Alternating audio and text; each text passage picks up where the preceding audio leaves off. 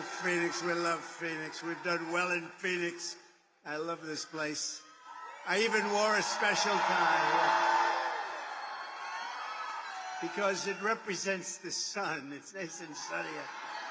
And you got thousands of people outside that didn't get in, so I don't know if they're going to be so thrilled. But I'm thrilled to be back in beautiful Arizona with thousands and thousands of proud, hardworking American patriots, which is what you are. And I want to thank a special person, Charlie Kirk, for his tremendous leadership, as well as everyone at Turning Point Action for making this event possible. They're really helping with the election. They're doing a phenomenal job. Also, we have a lot of real warriors here tonight. Thanks to certain members of Congress with us. Eli Crane, where's Eli? Where's Eli?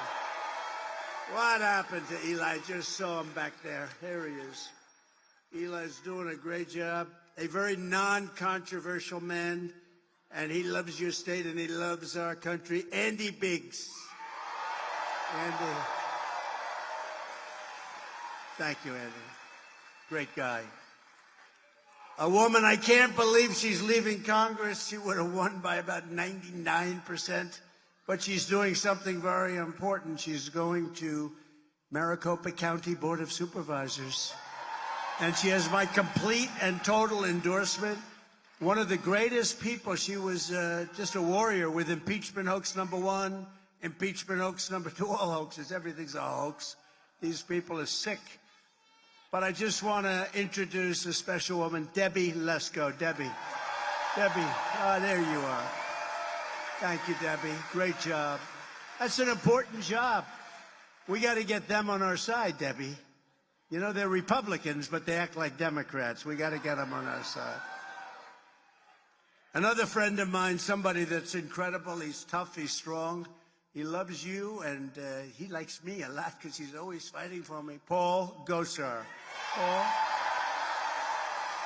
Paul, thank you. You got a good location.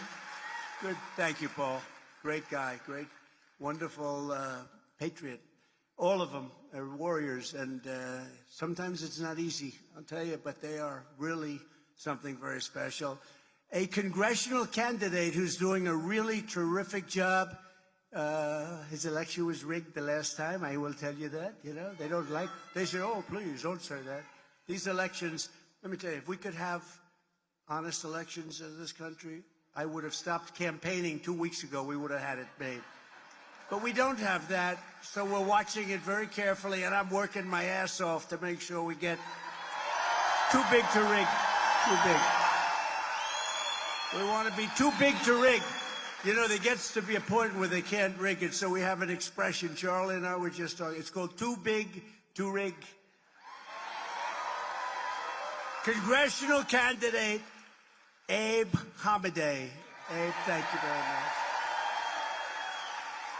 And a friend of mine and a really incredible woman who's worked very hard, and she had another one of those elections. The machines just happened to be broken. Only the Republican machines, however. That was a strange situation. She had lines going back 2 miles, and I'm sorry, sir, you'll have to come back about 12 o'clock in the evening. The machines happened to be broken, but she's out there, and she's a warrior, I'll tell you, and she's a very fine person and a she's a great family person and a great person who loves our country. You're going to be your next senator. She's got to be your next senator because she's running against somebody. She's running against somebody who's for open borders. Do you like open borders? I don't think so. You got to elect Carrie Lake. She's going to be fantastic. Carrie Lake. Carrie. Thank you, Carrie. She's incredible. She's going to do a good job. The campaign is just beginning. And on this day, we remember and thank the immortal heroes of D-Day who landed at Normandy 80 years ago. 80 years. I spoke to some of them today, actually. They're the hearts, and they're in our hearts of this country. They really are. They're the heart of the country. These were great people. Greatest generation. Thank you very much. That's true. And it's really tremendous. We talk about great people. These are great people right before me, and I appreciate you being here, especially in these numbers, these throngs. But we have a job to do. We have to make America great again. We're going to do it. We're going to do it better than ever. We are going to do it better than ever before. We had the best economy. We had the best border. We had the best of everything. And now we got to do it all over again. We're going to do it even better. I just went through a rigged trial in New York with a highly conflicted, and I mean highly conflicted, judge, where there was no crime. It was made up, fabricated stuff. They didn't want to bring the case. They could have brought the case 7 years ago. It's only when you run for office they bring cases. But they would have done that 7 years ago, not in the middle of my presidential campaign, where we're beating Biden, by the way, by a lot. Did you see?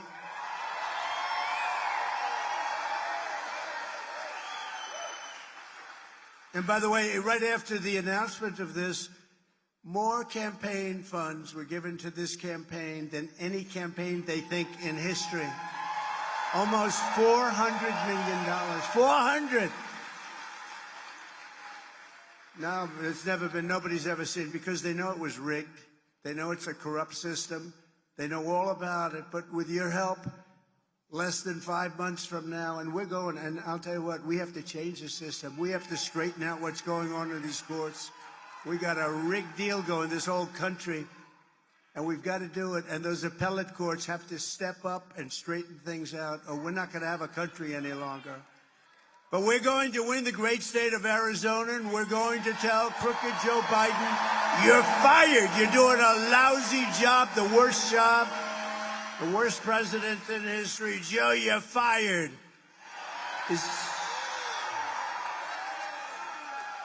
How did he do today? Does anybody have a report?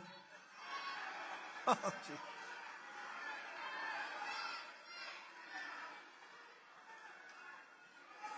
In a few moments, I will be taking questions. You know, I'm going to be taking questions. So I don't know. I'm not like Joe. Tell me who's going to. Do you ever see that? He's got a press conference that lasts for about 2 minutes. And he goes like this. He's reading a card. NBC. Jim. And then they ask him a question, and he picks up the same paper and he reads the answer. They never did that with me. No, we're going to have people asking questions. Whatever they ask is okay. Is anybody going to be watching the debate with this character?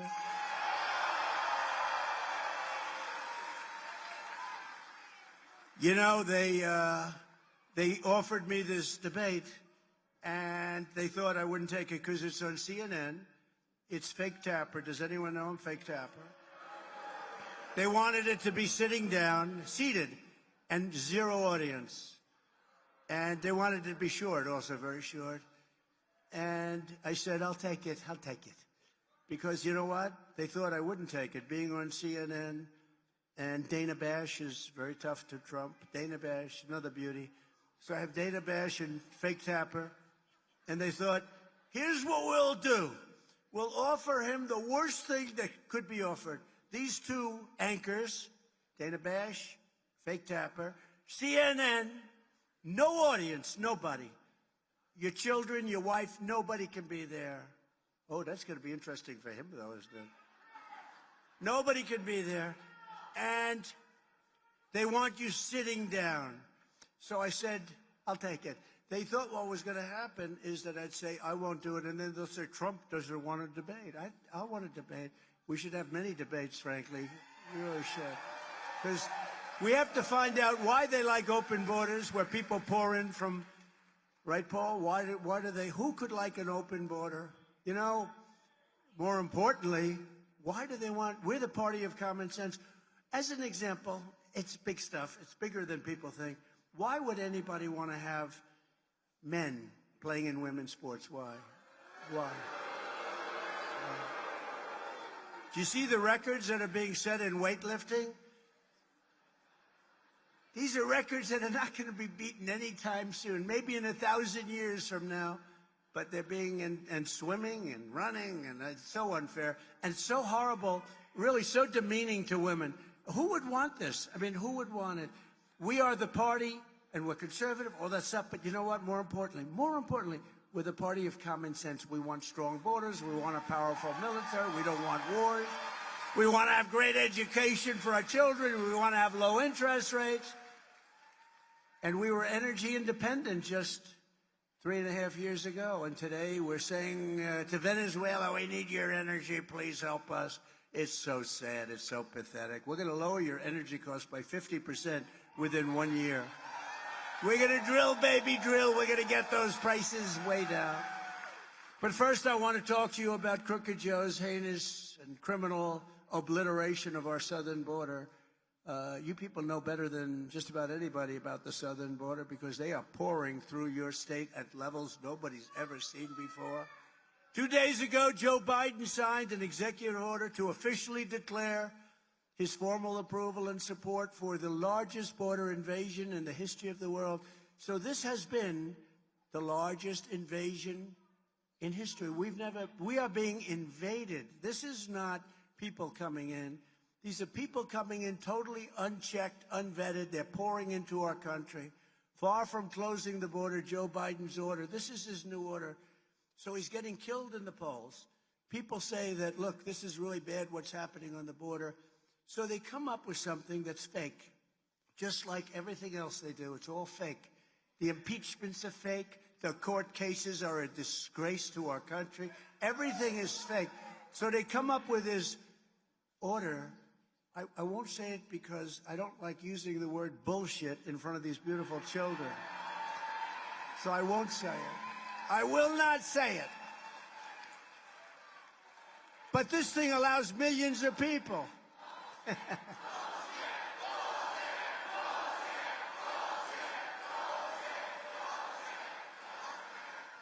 This allows millions of people into our country. Joe Biden's order is pro-invasion, pro-child trafficking, pro-women trafficking, pro-human trafficking, pro-drug dealers. And in all, it's really, they bring death and they bring destruction into our country. It's really pro-illegal immigration. It's great for illegal immigration. It doesn't do anything. It makes it worse than what you have right now. By the way, if he wanted to close the border, I didn't have to go to Congress. I had the best border we've ever had. I had the most secure border we've ever had. You know, when I ran in 2016, I ran largely on the border. Border was really bad. I fixed it. And when I ran in 2020, I said, I want to talk about the border. And all of my geniuses said, nobody wants to hear it, sir. Nobody wants to hear about the border. I said, well, let's talk about it. Nobody did it because I fixed it. It was so good we couldn't talk about it. It's pretty bad when you do such a good job that you can't talk about it. But they said, don't talk about it. They were right. Nobody cared about it because I fixed it. The problem is this border is, I say, 100 times worse than it was in 2016. 2016 was beautiful by comparison. But we'll fix it again and we'll make it right because we're not going to have a country. You know, without borders, you don't have a country. Biden's action this week establishes an annual minimum of approximately 2 million illegal alien border crossers. In other words, he thinks he's getting tough. He's only going to allow 2 to 3 million people into our country. Where do they come from? Not including the millions that will continue to pour through as gotaways. You know what got away? Those are unreported people. They got away. It's called They Got Away. It's a good name. They walk into our country. Nobody knows they're here. That's not even including that. Joe Biden is the worst president in the history of the United States by far. The worst. The worst. He is destroying our country. The only good thing, Jimmy Carter's a nice man. Do we agree? Jimmy Carter is a brilliant president. Jimmy Carter is a brilliant president by comparison. His administration, by comparison, is brilliant. So as an older man, not feeling great. And he's a nice person. I know him a little bit. Nice person. But Jimmy Carter's happy now because he says that his administration is brilliant compared to Joe Biden. Joe Biden is the worst president in history. We have to win on November 5th, which will be the most important day in the history of our country. I'm telling you, it will be. I used to say, In 2016, I'd say that, not with the same conviction, but I felt in 2016 and 2020, I didn't have to say we had a country that was just amazing. We had the greatest economy in history during that short period of time. We had the greatest in history, the greatest jobs, greatest tax cuts, gave you the biggest tax cuts in history, biggest regulation cuts. Everything was good, but I'm telling you that this election coming up on November 5th, 2024, is going to go down as the most important day, because if we don't win, it's we, it's all of us, it's millions of people. If we don't win, this country is finished. I really believe that. I think it's finished. In addition, Crooked Joe's action dramatically expands the Biden migrant smartphone app. Do you believe this? He's talking about a smartphone. He has no idea what a smartphone is. That allows illegal aliens to gain free entry to be released into the United States at the push of a button. Pretty hard. You go like this, ding, I'm here. Welcome to America. Biden's order is not a border security plan. It's a concession to the fact that he has lost control over our border. He's totally lost control over the border, and it's a really dangerous place. He is conceding death, and he's conceding defeat at the border. On day one of my administration, I will be rescinding Crooked Joe's outrageous executive order. And I will be slamming the door shut on the Biden migrant app, and I will terminate every single open borders policy of the Biden administration as soon as I take the oath of office. It will take place on the exact same day. I don't need to wait weeks. It's going to be done on the same day that we take together. We all take the oath of office, okay? The result of Biden's action this week will be more innocent Americans killed by illegal alien criminals, more children trafficked and sold into slavery, and millions more illegal aliens pouring into our country, and many will come through a very beautiful place known as Arizona, right? Arizona. I tell you, it's so sad to see what's happened here, right? So sad. You remember you had your Sheriff Joe? Huh? Where is he? Is he here? I used to love that guy. Where is Sheriff Joe? Hey, Joe, come up here. Come up here. Get up here, Joe. Sheriff Joe. No games. There were no games. There were no games being played with Sheriff Joe. I didn't know he was here. Come here, Joe.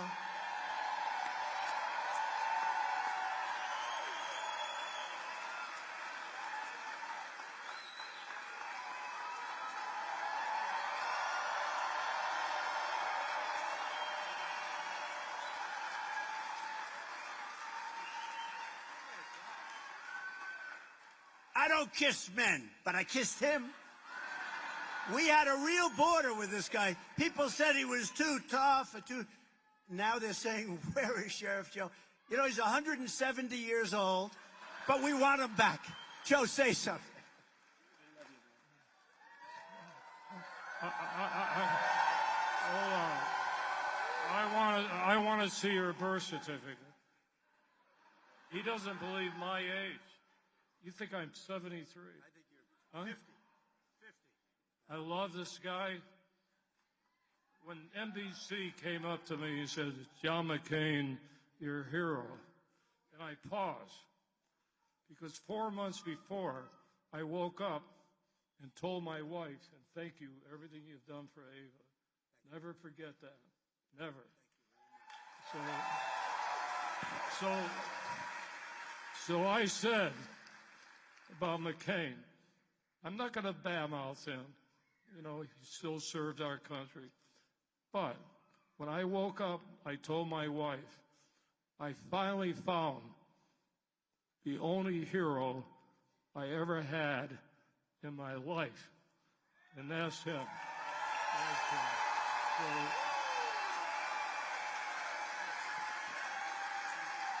And I'm like the president. I'm not a typical politician. We talk too much sometimes. But you know what? You talk from the heart. unfortunately, and you get in trouble for that. And what he did for my wife, Ava, I will never forget it. When my wife came down, my wife used to watch Fox, who I never watch anymore, except for your guy. And because she used to watch Donald Trump. And when I told Donald Trump about my wife, that she had cancer, he's called my wife not once, 7 times. You didn't have to do that. So all the media up there, you know, they badmouth me every day. I love the media that badmouths me because my polls keep going up. So keep badmouthing it. You're doing him a favor, too. Keep badmouthing him. So anyway, Mr. President, from the heart, and by the way, June 14, you and I, birthday, same day. Thank you.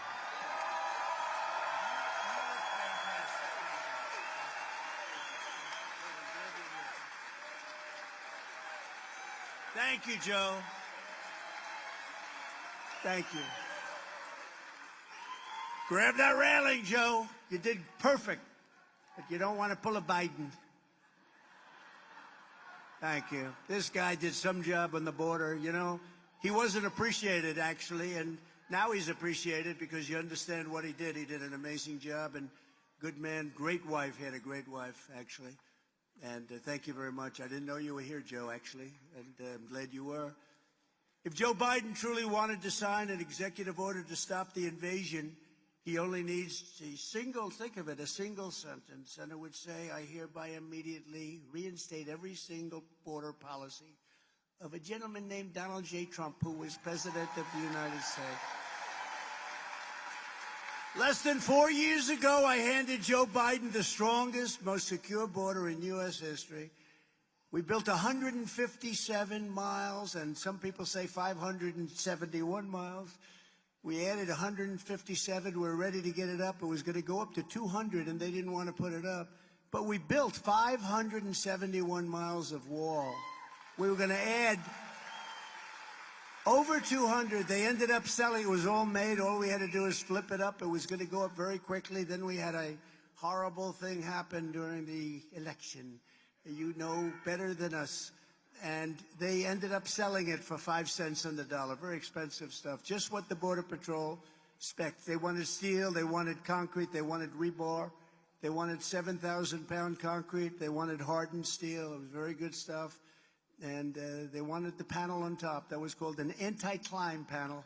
I never liked it visually, but I said, it does work. We checked it. The same guys, we hired mountain climbers, can you believe, from Mount Everest. That's pretty good. And they couldn't get up when you had the anti-climb panel. I'm giving you these little trivia facts. The panel on top, I hated it because I said, it doesn't look good. But then when I found out they couldn't climb with the panel, without the panel, they had no problem. I said, let's put the panel in. It looks just fine. But we ended all of the catch and release. We shut down asylum fraud. We had remain in Mexico, safe third agreements and Title 42. And we brought illegal immigration to the lowest level on record under the Trump administration. If you crossed our border illegally, you got caught. We sent you back to the place from which you came.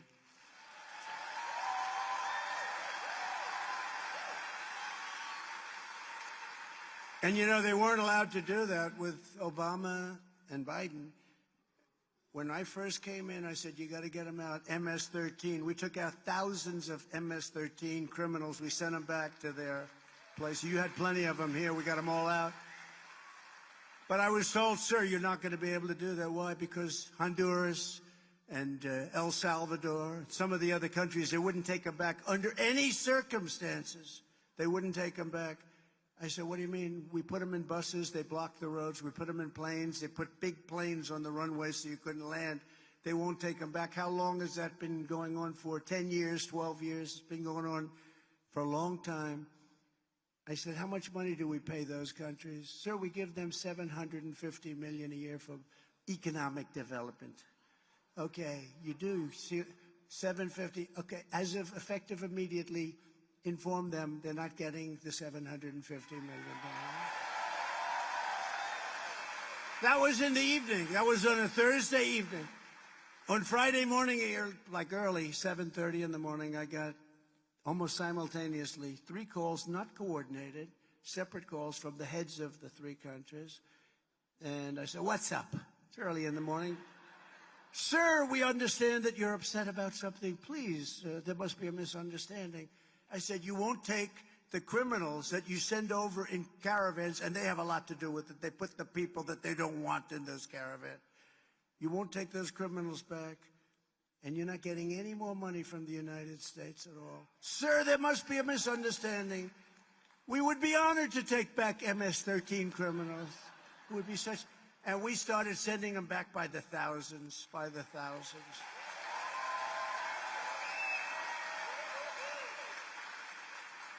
But when crooked Joe Biden got in, he took the most secure border in U.S. history and he quickly turned it into the worst border nightmare, I believe, in the history of the world. There's never been a border where they allow 18 million people in. I think that's the real number as of now, 18 million people. In April, border crossings were up 1,000% compared to the same month last year. 1,000% compared to last year. And by the way, last year it was 1,000% compared to the abuse. There's never been anything. A guy like Sheriff Joe must be going crazy when he hears this. If one person got in, he'd go wild. One person. How do you feel about tens of thousands? How do you feel about millions of people? Millions of people.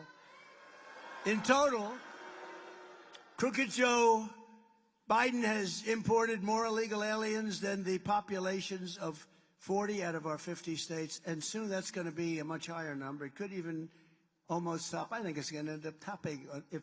I'll tell you what, if this guy got reelected, the country is finished, your border is finished, you won't have a country anymore. It'll be a disaster.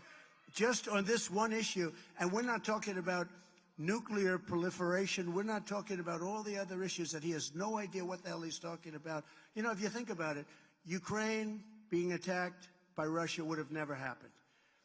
It would have never happened, just wouldn't have happened. For a lot of reasons, including the fact that energy was much cheaper, and Russia makes its money with energy, basically, but would have never happened. Putin would have never done it. Wouldn't have happened.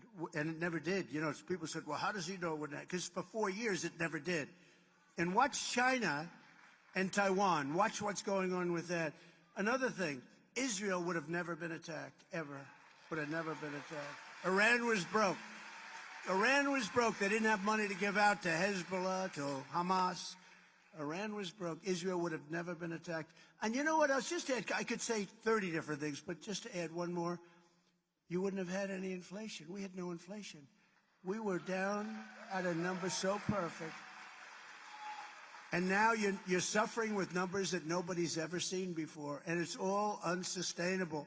But the Biden invasion is no accident. It's a deliberate demolition of our sovereignty and of our borders. Somehow, somebody's going to explain to us why they would want this to happen.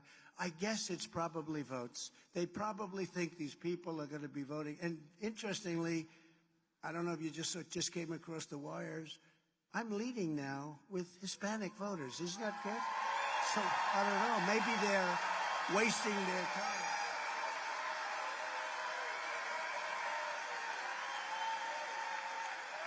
Upon taking office, Joe Biden stopped the completion of that wall. He instituted catch and release across the entire southern border, and he releases them in our country. I had catch and release, too. You know what my catch and release was? I released them in Mexico. How about the Remain in Mexico? I started something that we never had before, Remain in Mexico. And Remain in Mexico, you had to see Tijuana. It's probably the fastest growing city in the history of the world. They couldn't come into our country until we checked them out, and most of them didn't check out.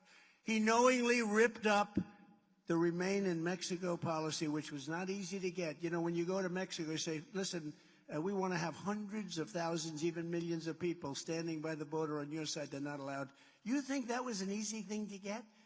And I got it. And I got 28,000 soldiers free of charge from Mexico. And I said, if you're not going to give them to me, we're going to charge you a nice, big, beautiful, fat tariff of 25%, 50%. It'll go up to 100%. And they said, we would be delighted to give you 28,000 soldiers, sir. And now, last week I heard they want to charge the United States billions of dollars, billions, just for the privilege of sitting down with them and negotiating. Can you imagine? Can you imagine? They wouldn't be doing that with us. We willfully, think of it, he terminated my Safe Third agreements. A big deal. Safe Third is a big deal. He rescinded Title 42. People are allowed into our country that are very sick with disease that can be easily spread, and they're allowed into our country. It's a big problem, too. You see that. He threw open the gates to millions of fighting-aged males from all over the planet. You saw that. 29,000 people from China. Everyone looks like he's ready for the military. It's like, I said, are we crazy or what? What the hell are we doing to our country? This guy is so incompetent. He's so bad. And the only chance they have is all of this weaponization stuff. They're going after everybody. If they focused the same energy on making America great again, it'd be, I probably wouldn't have even run. I ran because I saw such stupidity. And I won because you all agreed with me.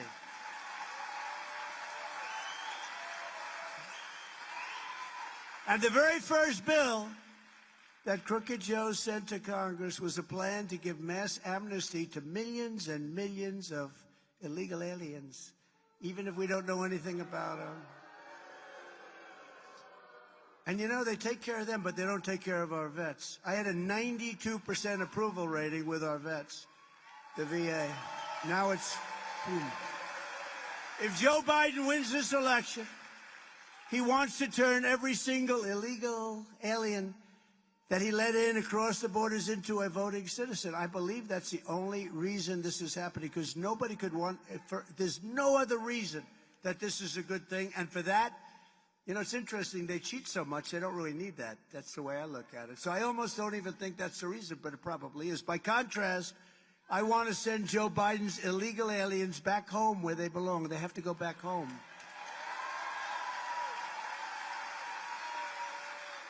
Because quite simply, Joe Biden wants an invasion. I want a deportation. I want a deportation. Gonna have to send him, because it's not sustainable. It's not sustainable. Look, there's Mr. Wall right there. Stand up. Look at that suit. I love that suit. I love that suit. You look sharp. By day, he's a CPA who does very well. Look at him. He's the greatest.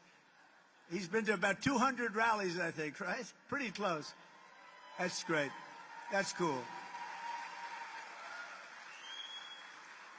We built a lot of wall. On day one, I will seal the border, I will stop the invasion, and we will begin the largest domestic deportation operation in the history of our country. Have no choice. We have no choice. Biden has given us no choice. Under Crooked Joe Biden, the world is emptying out their prisons, insane asylums, and mental institutions. It's emptying out all of these places at levels that nobody's ever seen, and sending us the most vicious criminals, savage gang members, sadistic cartels are pouring into our countries, loaded up with horrible, horrible criminals, and they're pouring into our countries at levels never seen before. We've never seen anything like this before, and it's only going to get worse. You see what's going on in New York, where they're fighting. They're having fistfights with policemen in the middle of the streets. Fistfights. I've seen people get shot. I've seen a lot, but fistfights, I mean, those are long-term, and it's horrible. Nobody's ever seen. And in their country, they'd be executed immediately if they did it. They know that. But it's taken them a little while to get acclimated. You're going to have migrant crime added to regular crime at levels that nobody has ever seen before anywhere in the world. That's what's happening. And I have to say, Arizona is being turned into a dumping ground for the dungeons of the third world. They are all coming in. In Venezuela, crime, think of this, Venezuela. Next time we'll meet in Venezuela, it'll be safer. In Venezuela, crime is down 72% because they've taken their criminals from Caracas and all of these different places, and they've dumped them in the United States. They're emptying out the jails.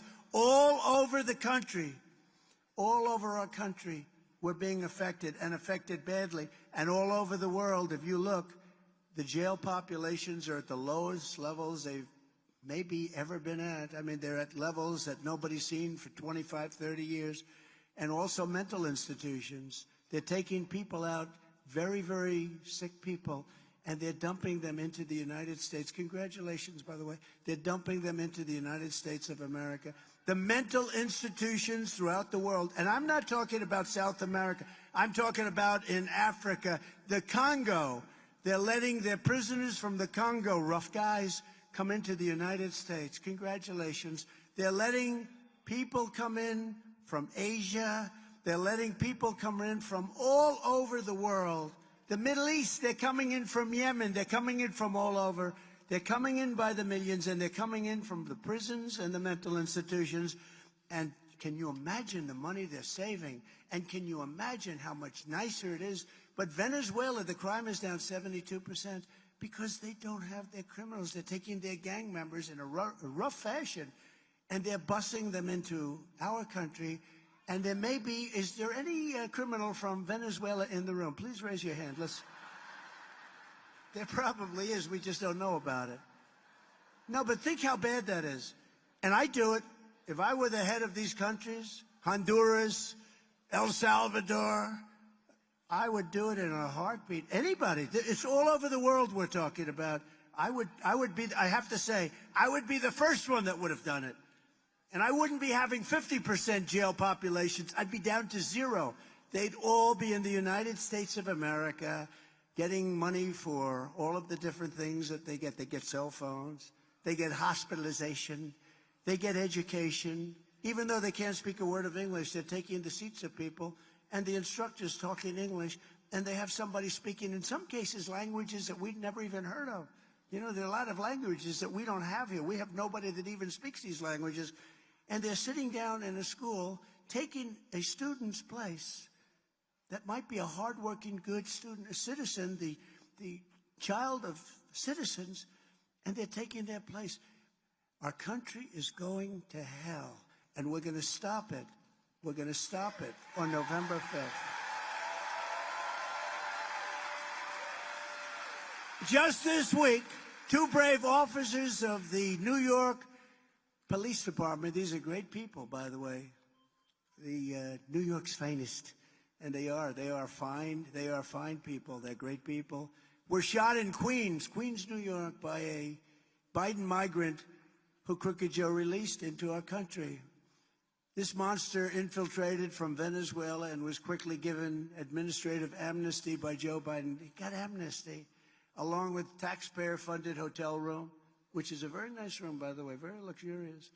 While he engaged in multiple suspected robberies before shooting 2 of our finest people, 2 of New York's finest, as we call them. In Palm Beach County, Florida, last month, an illegal alien criminal who Joe Biden released into the United States was charged for kidnapping an 11-year-old girl from her front yard and sexually assaulting her in the back of a van.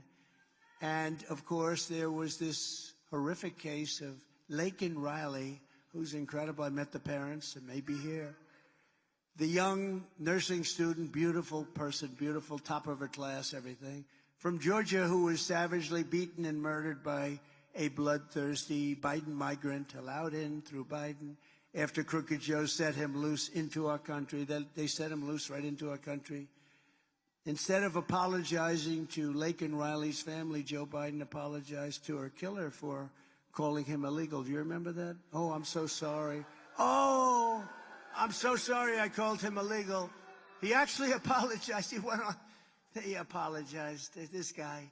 And remember when Biden could not even pronounce Laken's name correctly in the Probably the worst State of the Union anyone's ever heard.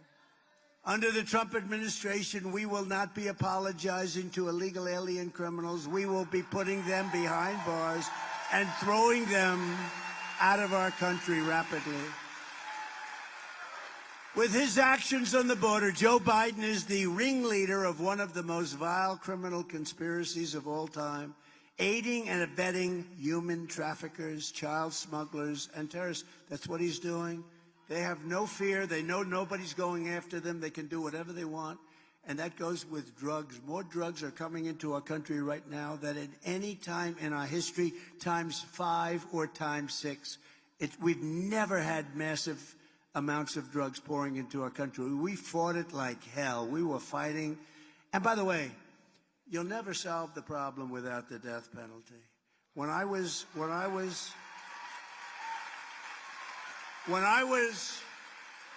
in China, I was with President Xi, 1.4 billion people, strong guy, and we got along well until COVID. Then I said, the hell with it, man. It wasn't. What they unleashed on the world was incredible, but we got along well, and he was going to stop the fentanyl coming into the United States. But I said to him, do you have the first meeting, a little naive question, but it's all right, not so bad. Do you have a drug problem? No, I do not have a drug problem. No, don't you have any? No, we have no drug problem. Why? Swift trial. I said, what is Swift trial? Swift trial.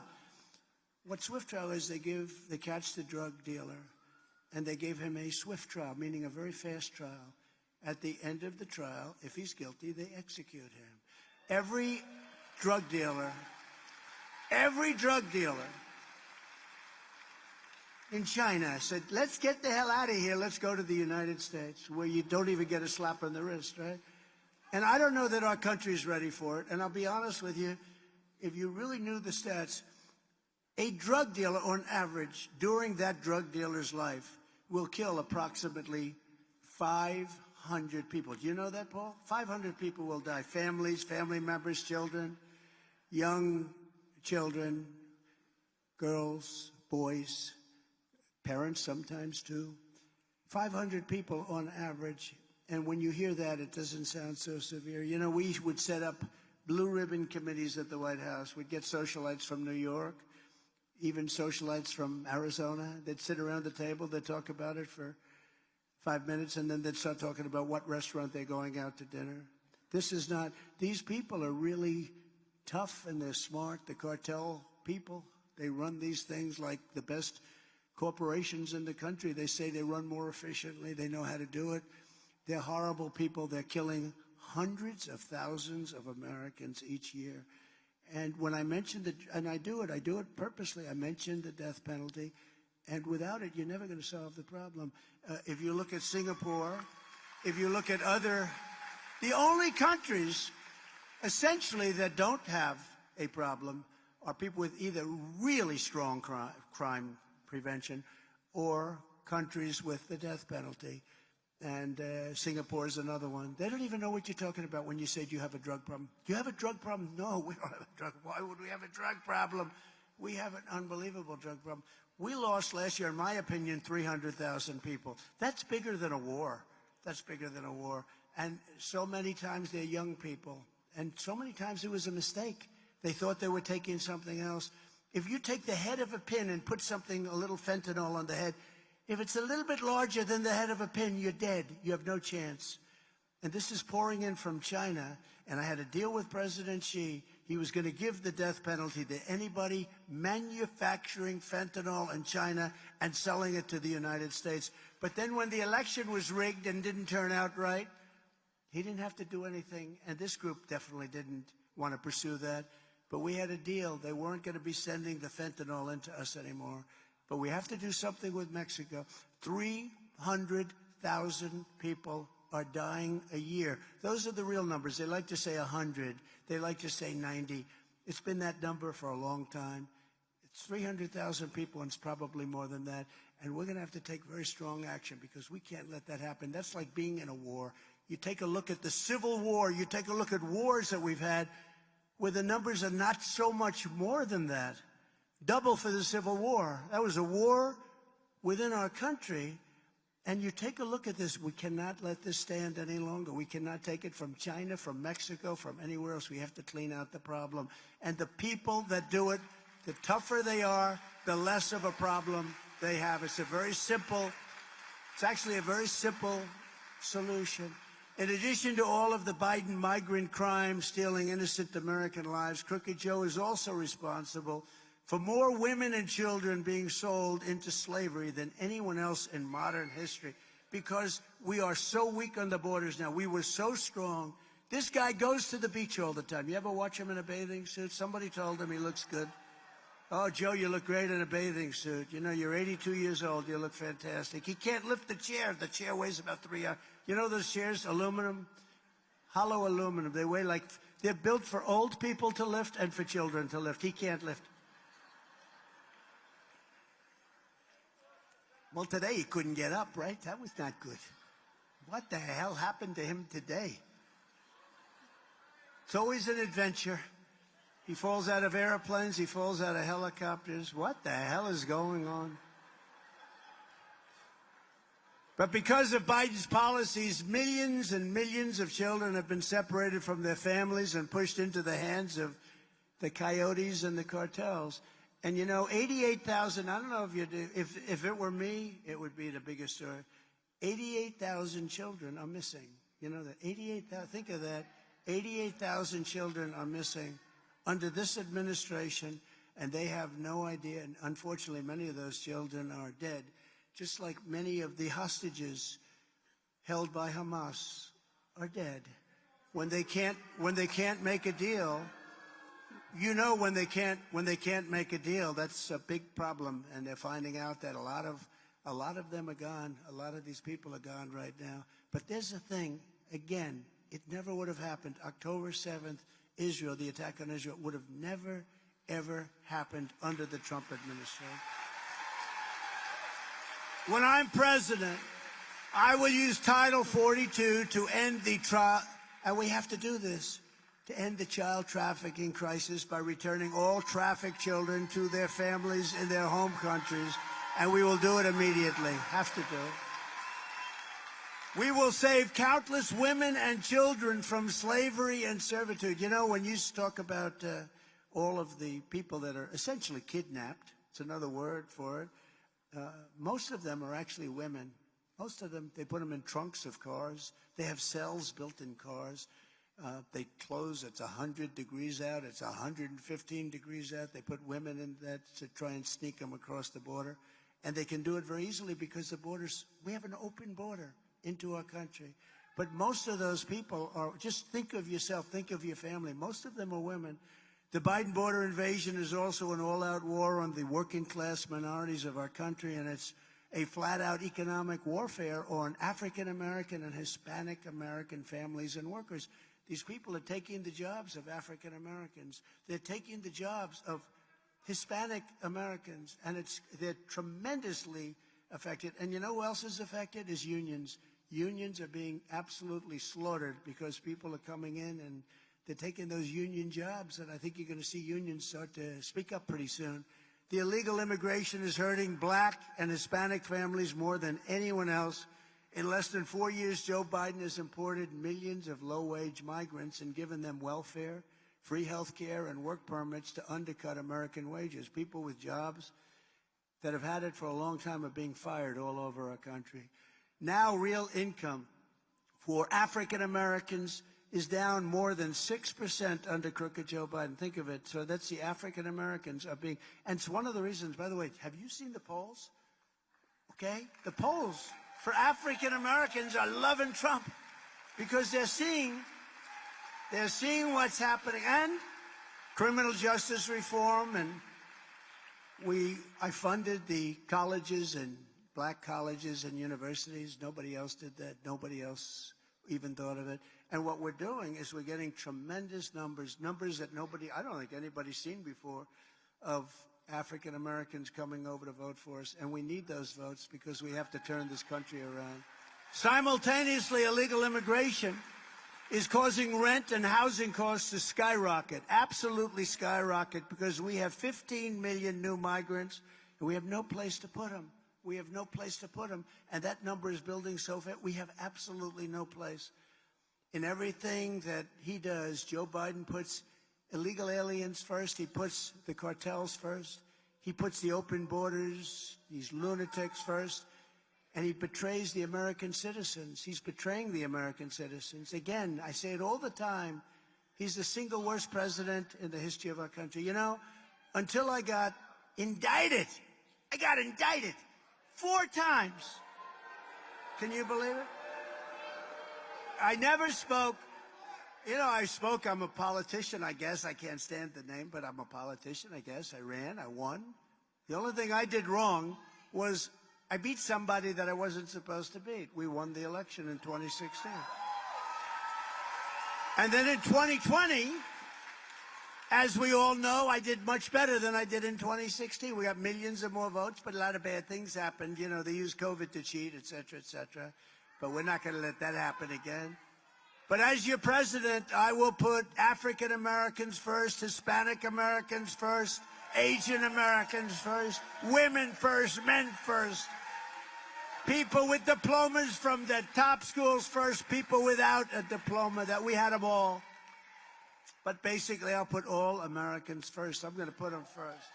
Because my loyalty is to the American people, and starting on day one, I will shift massive portions of federal law enforcement to immigration enforcement, including parts of the DEA, ATF, FBI, and DHS, if you know what that all is.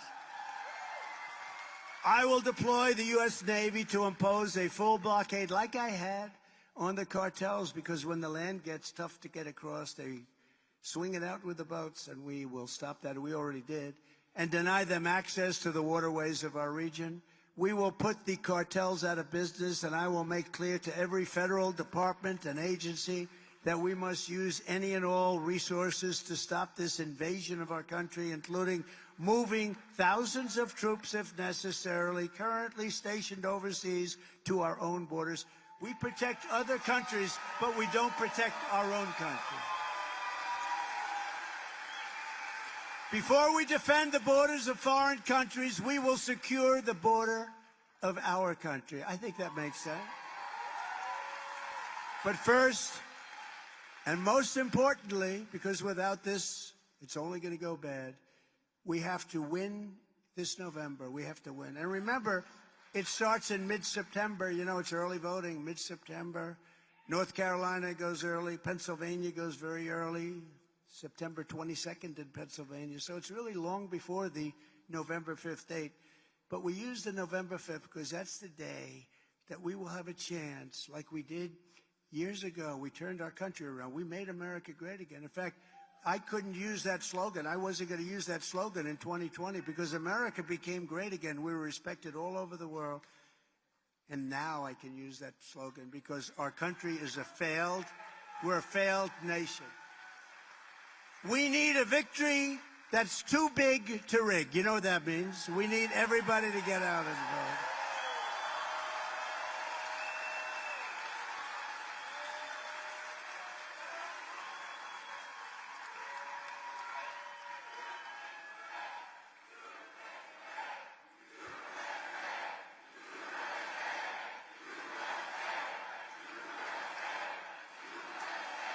Thank you. And you know, it's interesting. We talk about Second Amendment. I'm the one, I just got recently the endorsement of the NRA, which I appreciate. Very strong. Very strong. But I was talking to them, and you know, gun owners, for whatever reason, don't vote. They really don't vote. Vote in very, very low numbers. The gun owners have to get. Also, evangelicals and Christians don't vote like they should. If they would vote, we couldn't lose. There's nobody that could beat us. So we have to get the evangelicals. We have to get the gun owners. We have to get these people to vote. And if they vote, nobody can beat us. And if they don't vote, they're going to take away your guns because the Second Amendment is totally under siege. They'll take away your guns. You're not going to have protection. And other reasons that you want guns. So the gun owners have to vote. The Christians, the evangelicals have to go out. They have to vote. So I'm asking everybody to go out and we have to swamp. You know the word swamp? I fired Comey. I fired a lot of people. I fired a lot of people. We were doing a job. But this is a different swamp. We have to go to swampthevoteusa.com. Swampthevoteusa.com. It's a different version of the word swamp. I never liked the word swamp. And then I said it one time at a big arena. The place went wild. I said, I sort of like it. I sort of like it. You know, Frank Sinatra told me he never liked singing My Way, except everybody liked it so much, and then all of a sudden he liked it the best. So we like the word swamp because it's meant so much. But we have to swampthevoteusa.com. That's where you go to get the information to request your ballot or pledge to vote early in person or even on Election Day. The main thing, you've got to vote. And you got to sort of watch your vote because these are crooked people. You got to watch your vote. Watch where it's going. And if you want to volunteer to help us turn out or target voters in your neighborhood, we have a lot of people that want to vote for us, but they don't vote. We got to get them to vote. We need TrumpForce47.com. TrumpForce47.com. And with your vote, we will end Joe Biden's border nightmare. We will fire his failed and weak, horrible, the worst ever administration. We will rescue the state of Arizona. We will make America great again. We will make it great again, greater than ever before. And now, we're going to do something a little different. You think Biden does this? If they ask him one question, he just leaves. They ask him one question. No, we're gonna take some questions. We don't do this often because it gets a little bit sloppy, I must say. But they look like nice people. But whatever question you'd like to ask, it can be a horrible, embarrassing, vicious question, or it could be quite nice. I don't care, personally, because it's called We Answer You. You ask a question, we answer the question. Yes, darling, please. Thank you, Mr. President, for taking the time to answer this question. I am a mother, a wife, and a woman, and I also foster and adopt kids. Growing up near the border, I've seen firsthand how an unsecure border has impacted my family and our community. I worry about the illegal drugs being brought into our community and what could happen to my children. What steps can be taken to reduce the drugs being brought into the country as well, and safety and well-being of families and the community? Thank you, darling. Good. Very good question. It's a very basic question. It's a little bit what we've been talking about, but it's going to be at a level that we have never seen in this country. Even as good as I did, I created the safest border in history. We're going to make it so good. All Biden had to do is let the people stay there, keep the same policies. We wouldn't even be talking about this as an issue. And I think in a certain way, it's just one of the truly big issues. We're going to make our border very powerful, very strong. We're going to stop drugs from coming in. We're going to stop this whole thing with human trafficking, which is a big part of your question. And we're going to make your homeland safe for you to stay with your family, where thousands of people aren't pouring in and looking through your windows, and what they're doing here in Texas. And by the way, the governor of Texas has done a very good job of closing it up. But here they haven't done that. They haven't done that. And in California, they haven't. 82% of the people are coming in now through California, Arizona. So we're going to have to close it up. We're going to close it up. We're going to use federal powers to close it up. Thank you, darling, very much. Good question. Yes, sir. You're a good-looking guy. Look at that guy. Looks like a banker from Wall Street. You can see I'm an old man, and I have grandchildren that I want to see taken care of. Right. And I love them, and I want them to know that they can have the same life that I have had. Oh, it's very nice. What are you going to do about that? We're going to make sure that they have the same. You know, I mean, I could just see how incredible you are by the emotion of that and the way you asked the question. We're going to make sure they have the same life that you had or better. We're going to make it safe. We have to give authority back to law enforcement so they can properly protect people, because right now the law enforcement is just not allowed to do their job because crime is so bad. Crime is so bad in the cities, and one of the things I said is we're giving immunity. We're going to guarantee people. You know, they lose a law enforcement person. They go and stop people from robbing stores. You go to some of these department stores where 500 people walk into the stores. They walk out with air conditioning. They strip the whole store. The company goes out of business. The store is vacant for 25 years. The whole city becomes a slum. And if you do anything as a law enforcement person, they take away your house. They take away your family. They take away your pension. We're going to make it so that we're going to give them essentially immunity. We're going to make it that they are not going to be losing their pensions. They're going to be able to do their job. And we're going to get life back to where I know exactly the life that you're talking about. It was a life of common sense. It was a life where there was no crime. There was nobody getting bopped over the head when they weren't looking, getting pushed into a railroad train or a subway. It's just horrible what's taking place. It's horrible. It's evil. We're going to get it back to common sense. We're going to have law and order. Thank you. Great question. Thank you. Great question. Yes, ma'am. Thank you, President Trump, for Thank coming you. down. We really do appreciate Thank you. you. Thank you very much. I'm in the unique position of having two children that are in their 30s and a set of girls in there that are teenagers. I know what I did have to do with the 30-year-olds. I know what I now have to do with the teenagers.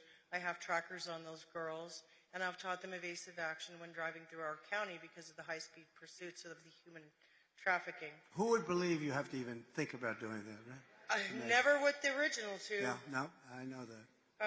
How would you handle the criminal activity that is running rampant because of this open border, because all of this is from this open border? Okay. Strength, and we're getting them back. We're bringing them back. In some cases, we'll keep them here. There's some real bad ones, but don't forget, when we keep them here, they cost us millions and millions of dollars per person. It's so crazy. We're getting them the hell out of our country, and we start with the criminals. And you know what? Our local police know who they are. They know their first name, their middle name, their last name. We have to give authority back to the local police, who are fantastic people. Okay? Thank you very much. We'll get that stopped, and soon. Yes, sir, please. Trump, so great to have you here. Thank you for your time. Thank you very much. I'm a veteran Air Force individual. Good. But foremost, I am a father and a husband, and I find it frightening that we have illegals crossing our border from countries like China, the Middle East, and other dangerous countries. How will you prevent all this national disaster happening at our southern border? So we can do things that nobody does with this. And we have tremendous economic power. And by the way, if we're not careful, we're not going to have that for long either. That's going to go down the tubes with everything else. But if China or some other country is behaving badly, we have things called tariffs that are so severe. Mexico, look at Mexico, what they're doing. I can solve that problem, I believe, in one day. You send people through, you allow people to come through your country with hundreds of miles they have to walk, hundreds through. By the way, those caravans, I thought I came up with the name, maybe somebody else did, but they're caravans of thousands of people. The young women in particular, but the young women in those caravans suffer so badly, and there's so much death. And this is all caused by Biden, where people think they're going to walk into the United States. It's just another form of death. We are going to be so tough, and if a country is not going to behave, we're going to tariff the hell out of that country, because one of the powers that we have, and if we have to, we'll do more than that, but I don't think you're going to need it. You know, I had a very good relationship with China, yet I took in hundreds of billions of dollars from China. No president, we wouldn't have any steel factories, any steel mills in the United States if I didn't do what I did. I was taxing them at 25 and 50%, perhaps going up very substantially, but we wouldn't have industry, certain industry, they would have been gone. And it's not only China, it's other. Every country tries to take advantage of us. The European Union is brutal to us. They don't take our cars. They don't take our food products. They don't take anything. We have a tremendous deficit You know, the European Union sounds so nice. They're very tough. We have hundreds of billions of dollars of deficits. We had that really going great. Then COVID came in, and I had to take care of that, or we would have had a country that was 1929. If I didn't pour money at COVID, we would have had a country that was in 1929 depression. We handed over a stock market that was higher than just prior to it coming in. But we're going to be very tough on countries because, you know, you can stop it at the source. If you stop it at the source, it's much easier than really having battles at the border, and we'll stop it at the source. And I'll go back to President Xi, and he'll honor it, I believe, death penalty for those people that send these horrible drugs into our country. And you'll see it stop very quickly. Thank you. Yes, ma'am. Hello, President Trump. Thank you for being here. Thank you. We love you in Navajo County, by the way. Thank you. So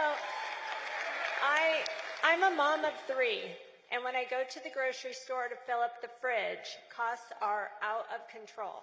So what do you think we can do? We need to bring those costs Got to back bring down. them down. We have the greatest inflation, in my opinion, in the history of our country. They say in 47 years, somebody else said 78 years. I say it's in the history. You look at the cost of food, and you look at the cost of energy, and you see where it is. And I think we're almost 50%. It's, you know, they like to say 24%, 28%. It's much higher. And they don't include a lot of the things that are really bad. I'll give you an example. Interest rates. So interest rates went from 2.5% with me up to close to 10%, and you can't get money anyway. But we have a very sick country. It started with energy. Now it's all over. And now energy isn't as bad as food. It's not as bad as rent. It's not as bad as a lot of things. But energy is going to bring it all down. If we cut your energy in half, you're going to see a difference, the likes of which you've never seen before. We're going to get rid of inflation, and we're going to bring that number down. Not just where you don't have inflation. We're going to bring those costs down, because it's the biggest thing I hear is people going out to the grocery store. They make the same amount of money, but they can buy half of the product. They buy half. And it's the single, I'll tell you what, it's the single biggest. I even have that here. I have something here. Let me see. Because you asked this question, I think I'll show it. Should I show it? I don't know if you can see it. Look. Tic Tacs. This is what inflation does. This is what inflation does. This is what inflation. Okay? Look. Not good, right? But I kid. But there really is no kidding. It's serious. People can't live. People that had a comfortable life under Trump, making the same kind of money. We had many more jobs, and they had all bounce-back jobs. They bounced back from COVID. They were going to come back. But people that made the same amount of money, they live half as well because costs are so high. Inflation is known as a country buster. It busts up countries. It busted up Germany years and years ago. Anytime you have inflation that's not checked, not controlled, it's a country buster, and it's going to bust up our country because we've never had inflation so bad. So we're going to get the energy down. We're going to get the food prices down. We're going to do a lot of cutting also, and we're going to make our country very livable. We had almost no inflation, and now we have record-setting inflation, and it's killing people. Thank you, darling, very much. Thank you. Please. Thank you, Mr. President, for taking my question. Thank you. And you talking about energy is a perfect segue into my question. And here's my question, is this. I've watched gas prices under the Joe Biden administration just soar, and we're no longer energy dominant, as you mentioned. Can you believe it, right? By the way, to interrupt, we have more, I call it liquid gold, under our feet than any other nation in the world. Saudi Arabia, Russia, but we don't use it. We don't use it. We don't use it because of these people that are absolutely, they're crazy. They're crazy.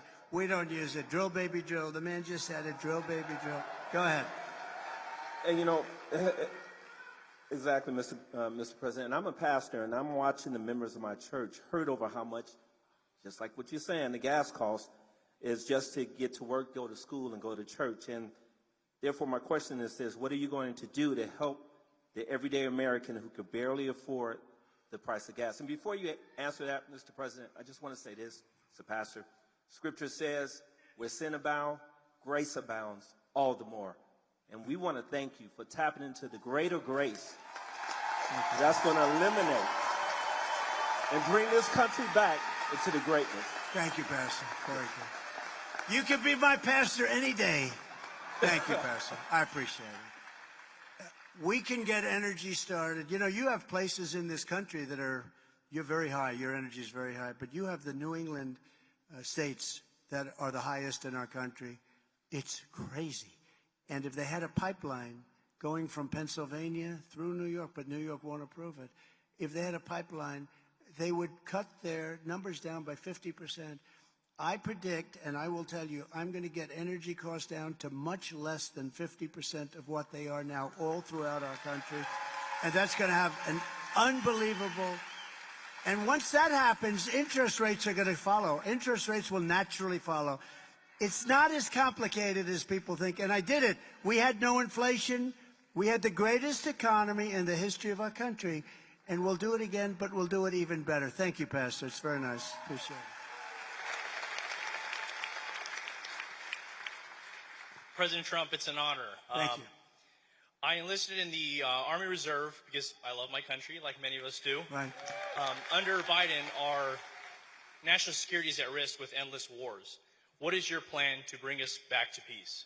So, such a good question. So, you know, when I ran against Hillary Clinton, I don't use the word crooked anymore. I don't use the word anymore. I don't do, because I removed that word. I used it for Joe. I thought it was more accurate. Then I had Sleepy Joe, and I removed it into Crooked Joe. I thought it was slightly more accurate. But we had a situation going with all of these people, everything. They wanted to say that I was going to create World War III. Look at him, he's a radical, look at him.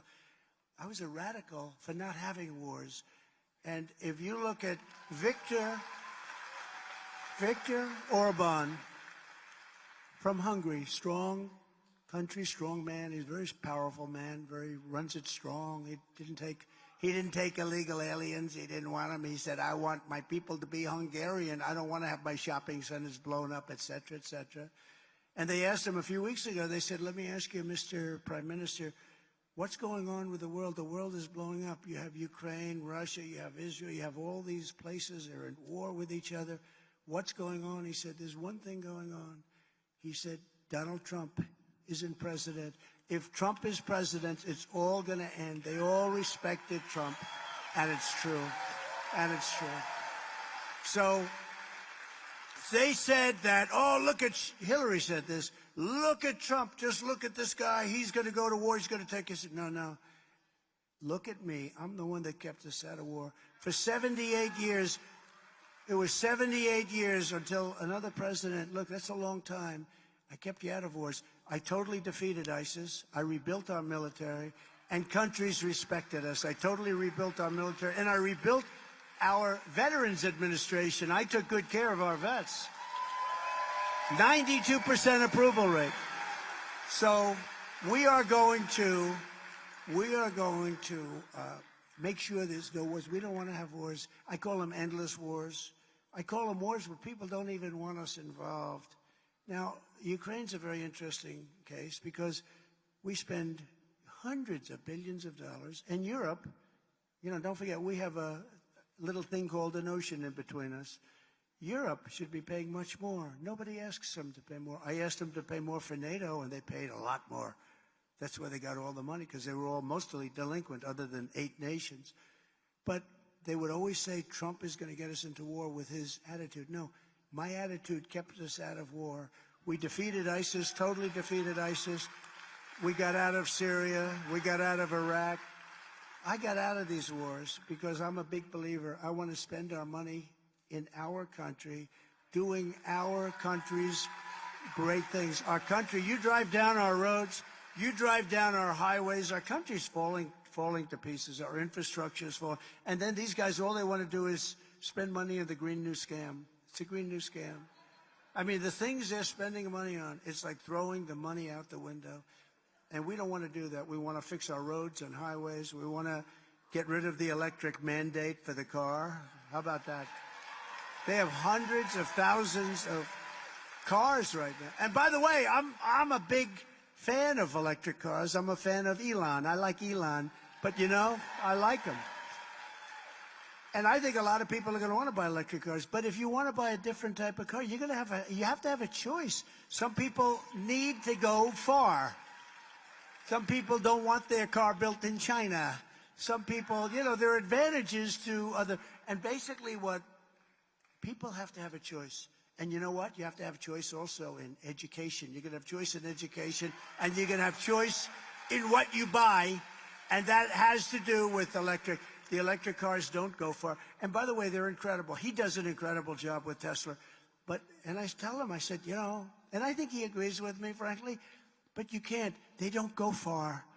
Same thing with the trucking industry. I met with the trucking industry the other night. They said they want us to switch to electric trucks. They have to stop 6 times going to California with a load of diesel. They don't have to stop at all.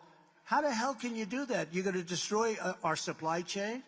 You're going to destroy everything. You put everybody out of business. So we are going to do things based on common sense. We're not going to allow men to play in women's sports. We're not going to allow people to pour into our country. We're going to get your taxes way down. We're going to save your Social Security. We're going to save Social Security. Biden is putting your Social Security at risk by allowing all of these people to pour into our country. It's at big risk, and we're not going to stand for that. He is putting Social Security at risk. With me, your Social Security is 100% safe. Okay? Please. Yes, Mr. President. Thank you for taking our question. Thank you. I'm a retired vet who had to close down my business because of the disastrous Biden economy. It's been tough. What's your plan to make sure other small businesses don't go through the same grinder? Well, they have to. And, you know, it's incredible. We had it going. And I poured money in to our country, and I'm sure you were a beneficiary at the time. But I poured money in to keep those businesses going and to keep people employed because of COVID. COVID was a disaster. And we were able to get through that, and we got through without going into a depression. But with Biden, he's spending money on the wrong things. He's not spending money on you. He's spending money on things that don't work. He's got the most expensive forms of energy ever, where everything's subsidized.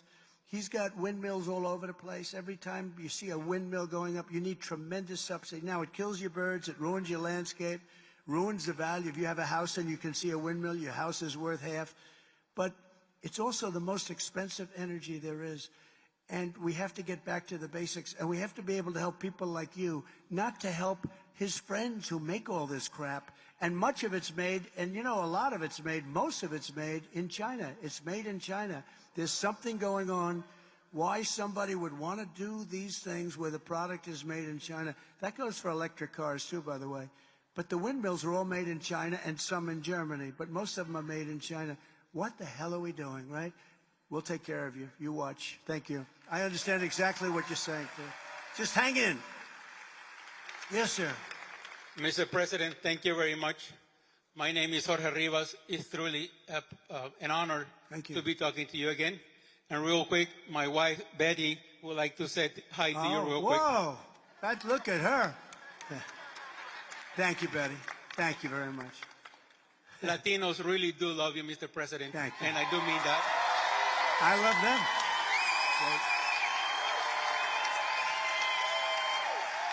Thank you. Thank you very much. And besides loving you, we're also praying for you, Mr. President. You'll be all right. Thank you very much. Thank you very much. Very nice. My wife and I own a small restaurant in Tucson, Arizona, Sammy's Mexican Grill. And since the pathetic Joe Biden administration took over, the prices of everything that we use doubled just a couple of months after they took over.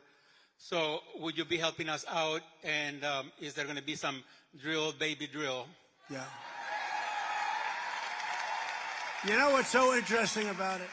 we're going through questions, and I have time. What the hell else do we have to do today? Let's stay, right? But I have time. But do you notice that the questions are basically about the border? Think of it. All these questions, almost everyone about the border, they want border security, and they also want help on inflation because you're getting killed with inflation. The price of bacon has gone up 5 times. You can't order bacon. I don't order it anymore. It's too expensive. But bacon, as an example, has really, eggs, all of this stuff, it's gone up at levels that nobody has ever seen before. But I believe the energy is going to bring it down. I think we can bring it down. And then once it starts that spiral, it's going to be a beautiful thing. Because, when they say we're at 4% now, they're not including the fact that you might be 45, 50% higher than you were 4 years ago.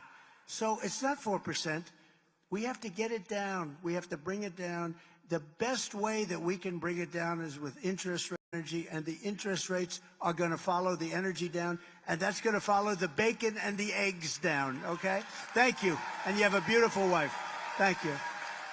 Thank you. I love that. I like that hat. Thank you.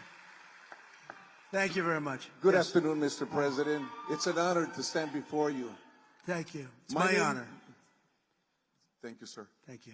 My name is Jose, and I own a small business that provides services for special needs children and adults. Great. And thank you so much. And I have a question for you this afternoon. Time and time again, we come across paying American citizen families that are denied services that their child requires, while on the other hand, we see others rushing across the border freely and easily receiving, sir, easily receiving assistance. What will you do, Mr. President, about the influx in immigration, strained resources because of this widespread and open border, sir? So we have to get them out. Look, it's not sustainable for us to have 20 million people that we have to take care of, and it's just not sustainable. And their countries, I know the leaders, I know them just about all, their countries are doing this because they're smart. I would be the leader of the pack. If I ran Honduras, if I ran El Salvador, if I ran some of these countries that are sending vast numbers of people, I would be emptying out our prisons. I'd say, listen, send them to those stupid people in the United States who are led by idiots. Send them into the United States. Let's have empty prisons, and let's never let them come back in. Venezuela said the other day that we're never allowing the people that they sent out to come back into Venezuela. Okay? That's not going to happen. But they said that. So they are sending them out, and they're saying you can never come back because they're letting the bad people. We're going to stop that, and we're going to deport, and we have no choice. Dwight Eisenhower was so far the biggest deporter. He was a president that hated to see what was happening. He had a lot of people pouring into our country. It was really hurting our country badly. And in many cases, people would say destroying our country because they were just coming in. Nothing like what you're witnessing today, by the way. But he did very big deportation and very successful deportation. If we had a choice, it would be nice not to have to do it. We have to do it because this is not sustainable for you or for any other business in this room. It's not sustainable for our country. So we're going to deport, and we're going to get it back, and we're going to bring our country back, and we're going to make our country bigger and better and stronger than ever before. Thank you. Thank you very much. Hello, Mr. President. My name is Jeanette Garcia. I am an Army combat veteran, a prior federal police officer here at Luke Air Force Base. I've seen a fair share of challenges in my life. I'm a domestic violence survivor as well as sexual assault. I'm a single mother, and the crime rate's rising. I'm really worried about the safety of our communities and families. What specific steps are you planning to take to tackle and make our communities safe again? We have to back our police. We have to back law enforcement. We have to give them back their respect and their honor and their dignity, and they're great people.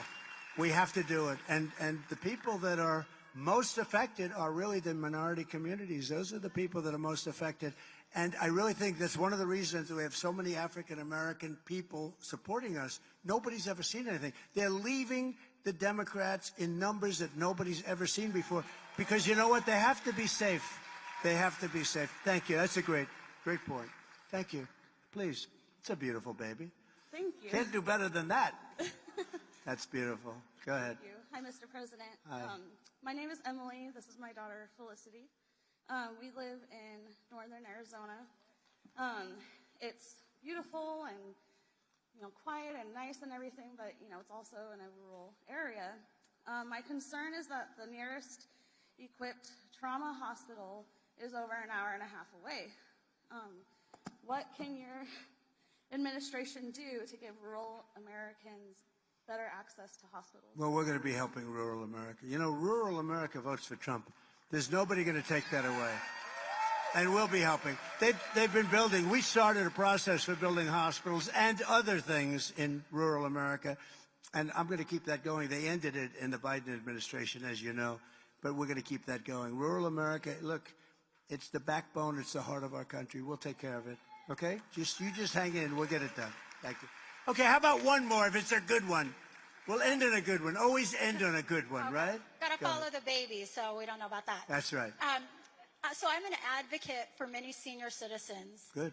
And they are struggling financially. Their Social Security checks do not make it through the month. They have to sometimes pick between food and medication. They're concerned that they're not going to be able to survive 4 more years of Biden. What can you say today to give them some hope and encouragement? Vote for Trump. What can I say? Because they won't survive through Biden. I think that's a good question. Thank you. That was a very good question. Thank you.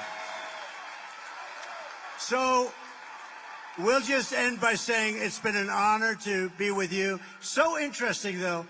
Everything was about the border and about inflation and the economy. It's incredible. And every question, some of it sounded repetitive, but it wasn't really repetitive. It was just from the heart. And frankly, it very much is about the border. The border is destroying our country. We're being destroyed in many ways. We're not respected in the outside of our country. I say we have the enemy in from within, and we have the enemy from the outside. And I'm telling you, we are in more danger from the enemy from within with these lunatics, these fascists, these communists, and we're going to stop that also. But it was so interesting to get those questions because they all concern the economy, inflation, and the border, and we're going to take care of it all. We're going to make America greater than ever before. Thank you very much, everybody.